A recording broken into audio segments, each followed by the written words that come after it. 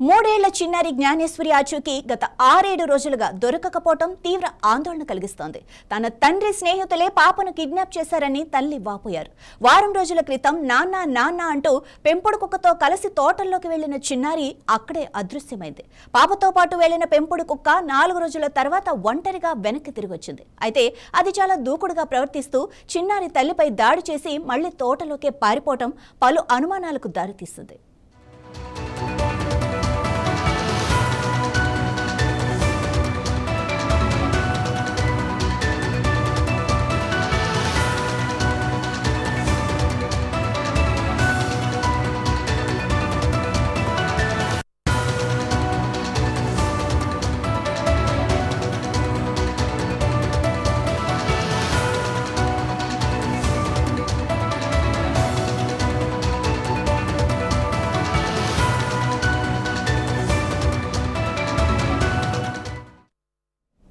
కాకినాడ జిల్లా ఎస్పీ బిందు మాధవ్ ఆదేశాల మేరకు పోలీసులు, ఎస్డీఆర్ఎఫ్ బృందాలు, అటవీశాఖ సిబ్బంది, డ్రోన్ కెమెరాలు, డాగ్ స్క్వాడ్ సహాయంతో పామాయిల్, జామాయిల్ తోటలను, కొండ ప్రాంతాలను జల్లెడపడుతున్నారు. చిన్నారి కదలికలు నల్గొండ వైపు ఉన్నట్లు కొన్ని ఆధారాలు లభించడంతో ఆ ప్రాంతంపై ప్రత్యేక నిఘా పెట్టారు. చిన్నారి జాహ్నవి ఆచూకీ తెలిపిన వారికి పోలీసులు ₹1,00,000 నగదు బహుమతి ప్రకటిస్తూ పోస్టర్లు కూడా విడుదల చేశారు.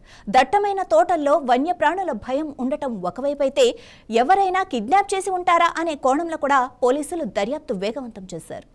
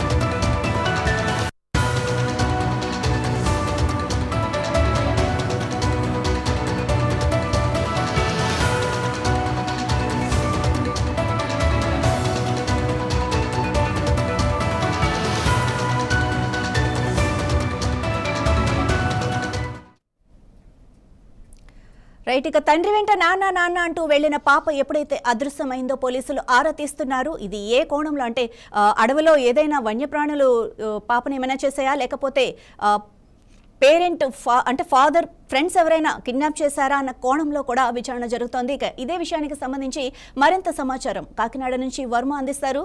వర్మ, అసలు ఏం జరిగింది? మార్నింగ్ మావి, ఏదైతే ఈ చిన్నారి ఆచూకీ గడిచిన 7 రోజులు అవుతుంది. ఇప్పటికీ ఎటువంటి క్లూ అయితే ఇప్పటి వరకు లభించలేదు. ముఖ్యంగా పోలీసులు నిర్విరామంగా తమ కృషి అయితే చేస్తున్నారు. అయితే ఇప్పటి వరకు ఒక్క ఆధారం కూడా సేకరించలేకపోయారు. ముఖ్యంగా పెంపుడు కుక్క ఆధారంగా జీపీఎస్ ట్రాకర్ తోటి దాన్ని ట్రేస్ చేసేందుకు మొన్న మధ్యాహ్నం నుంచి నిన్న అంతా చేసిన ప్రయత్నాలన్నీ వృధా అనే చెప్పాలి. ముఖ్యంగా అది కూడా అక్కడ ఉన్న ప్రాంతాలన్నీ కూడా కలిగి తిరుగుతుంది తప్ప చిన్నారికి సంబంధించి ఎటువంటి సూచనలు కానీ ఆధారాలు కానీ చూపించలేని పరిస్థితుల్లో ప్రస్తుతం ఒకవైపు దాన్ని ట్రాకింగ్ సిస్టమ్ ద్వారా, జీపీఎస్ ద్వారా ట్రాకింగ్ చేస్తూ దాని కదలికల్ని పోలీసులు, అటవీ సిబ్బంది ప్రస్తుతం ఆపరేషన్ అయితే కొనసాగిస్తున్నారు. కానీ పూర్తిగా ఆధారాలు లేవు. అయితే తల్లిదండ్రులు మాత్రం, ఎవరైతే ఆ చిన్నారి జ్ఞానేశ్వరి తల్లిదండ్రులు గణేష్, భవానీలు మాత్రం ఎవరో తన కుమార్తెని కిడ్నాప్ చేశారన్న భావనలోనే ప్రస్తుతం వాళ్ళు ఉన్న నేపథ్యంలో పోలీసులు కూడా కోణంలో గడిచిన 7 రోజుల నుంచి కూడా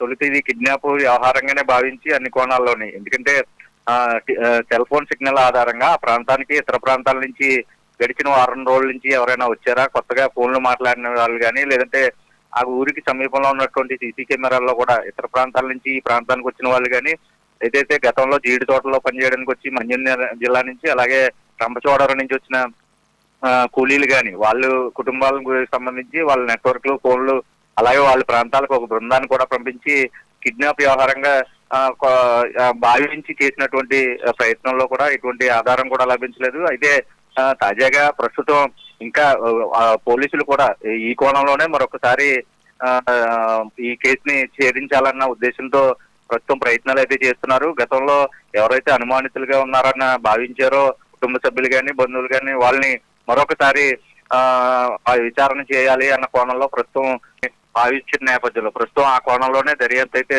చేస్తున్నారు. ఒకవైపు ఈ నిరంతర ఈ సెర్చింగ్ ఆపరేషన్ అన్నది ఇక్కడ జీపీఎస్ ట్రాకర్ ద్వారా పెంపుడు శునకంతో కొనసాగిస్తూనే విచారణ చేయాలన్నది ప్రస్తుతం పోలీసులు అంచనాగా కనపడతా ఉన్నది. అయితే ఈ 7 రోజులు దాటిన తర్వాత ఇక్కడే మిస్ అయితే కనుక ఖచ్చితంగా పెంపుడు జంతువులు వేటాడి చంపేసే అవకాశం ఉంటుంది కూడా అని తొలిత భావించినప్పటికీ ప్రస్తుతం అక్కడ అటువంటి ఆధారాలు, ఎందుకంటే ఆ చుట్టూ ఉన్నటువంటి పామాయిల్ తోటలు 500 ఎకరాలు, అలాగే జీడి తోటలు, ఆ ఎత్తైన కొండ ప్రాంతం, ఇదంతా జల్లెడి పట్టినటువంటి పోలీసులకి కనీసం ఎక్కడ చిన్న ఆధారం కూడా లభ్యం కాకపోవడంతో సజీవంగానే చిన్నారు ఉందని భావించి ప్రస్తుతం కిడ్నాప్ కోణంగా దీన్ని మరొకసారి పునఃపరిశీలించాలి అన్న ఉద్దేశంతో విచారణకి ఉపక్రమించారు. అయితే పోలీసులు పూర్తిగా డిఎస్పీ స్థాయిలో ఇద్దరు సీఎల్ చెన్నకేశవ అలాగే ఎస్ఐ కృష్ణమాచార్య ప్రధానంగా తొలుత నుంచి కేసుని వీళ్ళే డీల్ చేస్తున్న నేపథ్యంలో మరొక ఇద్దరు ఆఫీసర్లు కూడా జోడించి వాళ్ళు ఆలోచనకు తగ్గట్టుగా కూడా ఈ విచారణ మళ్ళీ చేయాలని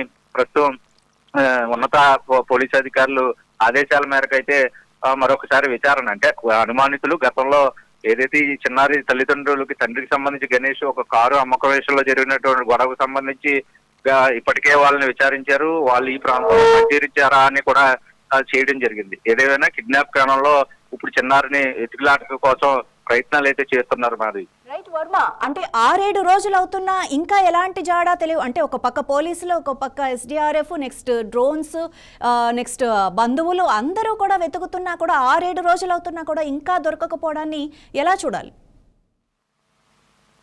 మాది ఏదైతే ఇప్పుడు చిన్నారి ఆశుకి 7 రోజులైనా అంటే వారం రోజులు దాటిపోయిన తర్వాత కూడా తెలియకపోవడానికి ఇక్కడ 2 అంశాలు ప్రధానంగా మనం చూడాల్సి ఉంటుంది.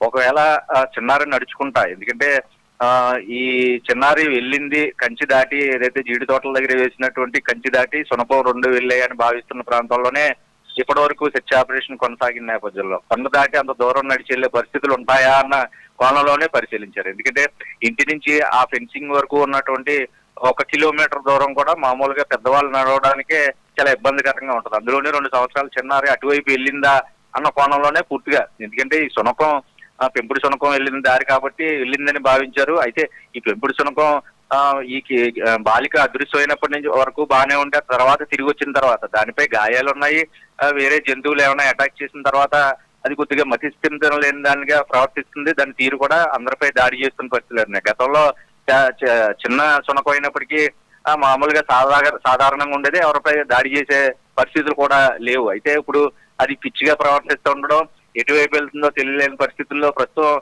ఎక్కడ స్మెల్ చూసి ఆచూకీ చెప్పలేని పరిస్థితుల్లో దాని పరిస్థితి కొనసాగుతుంది. కాబట్టి దాని మీద ఆధారపడి ఇప్పటి వరకు చేసింది వృధా అవడం, అంటే ఆ కోణంలో అంటే అక్కడ అటవీ జంతువులు ఎక్కువగా తిరుగుతాయి కాబట్టి దాడి చేసి ఉంటే కనీసం ఆ అమ్మాయికి సంబంధించి అదే చిన్నారికి సంబంధించి ఒంటిపై ధరించినటువంటి డ్రెస్ ఆనవాలో, లేదంటే ఒకవేళ వేట చేస్తే కనుక ఆ బాడీకి సంబంధించినంత వరకు ఏదో ఒక చిన్న ఆధారం కూడా లభించి ఉండేది. ఎందుకంటే డెడ్ బాడీకి సంబంధించి ఏదో ఒక చిన్న పాటి మాంసపు ముద్దైన వాసన చూసారు. ఎందుకంటే ఒకవైపు డాగ్ స్క్వాడ్ కూడా వెళ్ళిన నేపథ్యంలో ఎక్కడ అక్కడ మృతికి సంబంధించిన ఆధారాలు ఒక్కటి లభించలేదు. కాబట్టి ఖచ్చితంగా ఇది కిడ్నాప్ గానే, వారం రోజులు గడిచిన తర్వాత కిడ్నాప్ గానే భావిస్తున్నారు. ఆ తల్లిదండ్రులు కూడా దీని మీద ఎక్కువ అనుమానంగా ఉంది, కిడ్నాపే చేశారు, ఇది ఎక్కడా కూడా ఇటువంటి ఆధారాలు లభించిన పక్షంలో. ఈ 2 అంశాల్లోనే పూర్తిగా చిన్నారి ఈ కిడ్నాప్ అదృశ్యం అన్నది ముడిపడి ఉన్న నేపథ్యంలో ఒకవైపు పూర్తిగా కూడా ఇంకా సజీవంగా ఉన్నది. ఈ 7 రోజుల సెర్చింగ్ ద్వారా పోలీసులకైతేనే తల్లిదండ్రులకి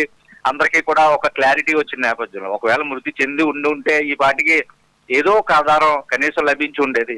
అయితే అది ఏ కోణంలోనే కనిపించలేదు కాబట్టి అన్ని ప్రయత్నాలు చేశారు. మొత్తం కొండంతా జల్లెడి పట్టిన పరిస్థితుల్లో కూడా చిన్న ఆధారం కూడా లేదంటే ఖచ్చితంగా సజీవంగా ఉంది.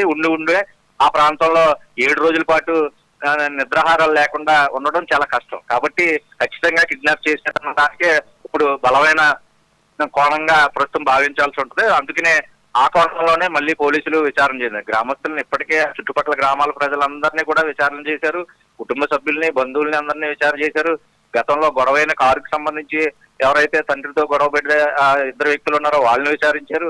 అయితే ఇతర ప్రాంతాల నుంచి ఎవరైనా వచ్చి కిడ్నాప్ చేశారా, దారి వెంపడి వెళ్ళిపోయేటప్పుడు, లేదా ఇప్పటికే వాళ్ళు ప్లాన్ చేసుకుని రెక్కి నిర్వహించి ఏమన్నా చేశారా అన్న కోణంలో కూడా విచారణ ఆల్రెడీ కంప్లీట్ చేశారు. కాకపోతే మరొక ఇద్దరు ఆఫీసర్లు, ఇప్పుడు చేసినటువంటి ఆఫీసర్లతో పాటు మరొక నలుగురు ఉన్నతాధికారులని యాక్ట్ చేసి ప్రస్తుతం పోలీసులు ఆ కోణంలో దర్యాప్తు చేయడానికి కదా. అంటే ఖచ్చితంగా సజీవంగా ఉంటే ఇప్పుడు ఆధారాలు ఒకవేళ లేకపోతే కనుక ఆధారం లభించలేదు కాబట్టి సెకండ్ ఆప్షన్ ఇంకా రెండో కోణంగా ఆలోచించవలసింది కిడ్నాప్ లో ప్రస్తుతం ఎక్కడో సజీవంగా ఉంటుంది. ఆ కోణంలోనే ప్రస్తుతం పూర్తి దర్యాప్తు చేస్తే సమగ్రంగా మరొకసారి చేస్తే గనక విచారణ చేస్తే గనక ఖచ్చితంగా ఇది చిన్నారి ఆచూకీ తెలిసే అవకాశం ఉందని పోలీసు ఉన్నతాధికారులు భావిస్తున్నారు. ఆ కోణంలో చేయాలని, ఎందుకంటే ఇటువంటి కేసుల్లో అడపా జరిగినప్పటికీ కూడా పోలీసులు ఒక టైప్ ఆఫ్ స్టైల్లో ఈ విచారణ చేస్తారు కాబట్టి మళ్ళీ రెండోసారి విచారణ, మళ్ళీ కేసు మొదటి నుంచి